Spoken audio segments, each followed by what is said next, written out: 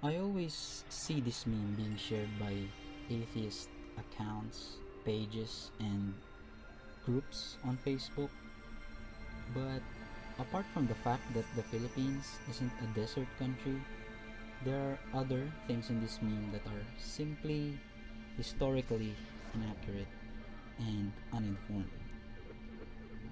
And knowing that this meme is being shared by people who claim to be obsessed with reason, this is kind of disappointing.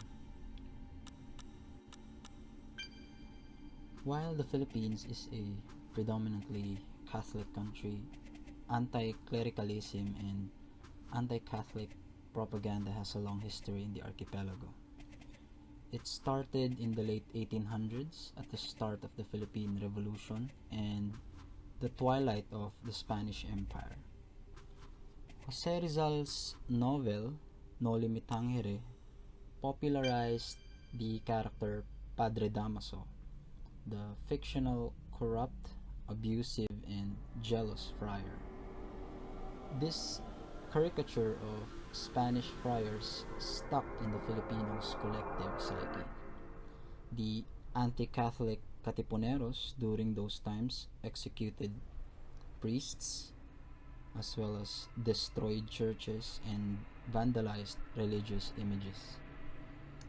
They even created their own Christian church, the Iglesia Filipina Independiente, wherein Rizal was venerated as a saint.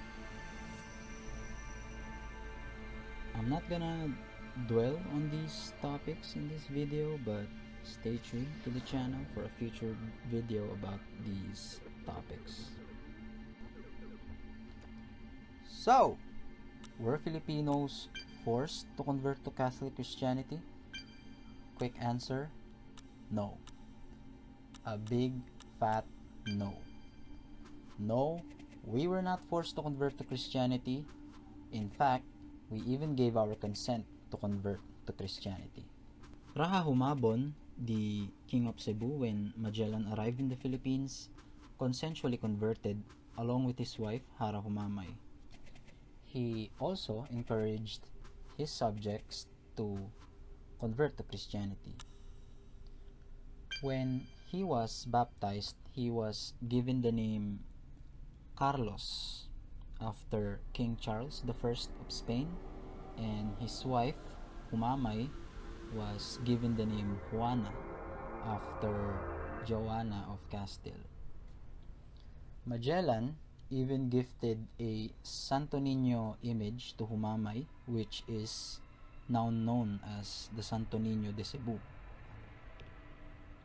Now, Raha Humabon was an influential Raha back then, so other lesser Rahas followed Humabon's actions and also converted to Christianity along with their subjects. Only one Raha though refused to follow Humabon, and that is Lapu-Lapu. That's it. No violence, no bloodbath, just ancient Cebuanos agreeing to accept the Lord and Savior Jesus Christ with consent. Magellan did not force Visayans to attend the first Mass in Limasawa. These events happened in 1521. You know what happened next. Humabon requested Magellan to kill his rival Lapu-Lapu, but the Portuguese explorer was killed.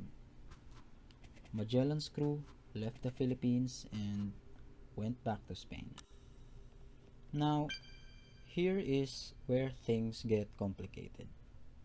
Yes, Lapu-Lapu was also asked to convert to Christianity and he refused. Not because he doesn't want to accept Christ, but because he wasn't in good terms with Raha Humabon. There is violence in Mactan, as we know from history, but not because of forced conversion to Christianity, but because some Mactan pirate was not in good terms with a recently Christianized Raha. Let's make that clear. When the Spaniards came back to the Philippines in 1565, did Miguel Lopez de Legazpi force the natives to convert to Christianity? The answer might surprise you. No, he did not. Legazpi arrived in the Philippines with an intent to conquer the Philippines with as little violence as possible. He brought along with him some Augustinian missionaries to evangelize the natives. In fact, one of the friars that accompanied Legazpi, Andres de Urdaneta, treated the native Filipinos very well and was even called protector of the natives, verbatim. The evangelization was a part of the treaties that Legazpi arranged with the local Arajas and Datus. Yes, there were battles here and there, but these episodes of violence were exceptions rather than the rule. Most of the time, the Spaniards led by Legazpi were making blood compacts with local leaders. Blood compact was a sacred custom among Visayans. Known as sandugo, this custom is usually done when two people are making deals, and it proves the sincerity of both parties in the deal.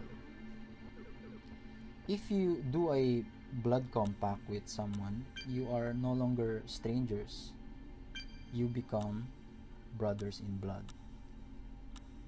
Legazpi made a blood compact with local chieftains such as Dato Urao of Samar and Dato Sikatuna of Bohol.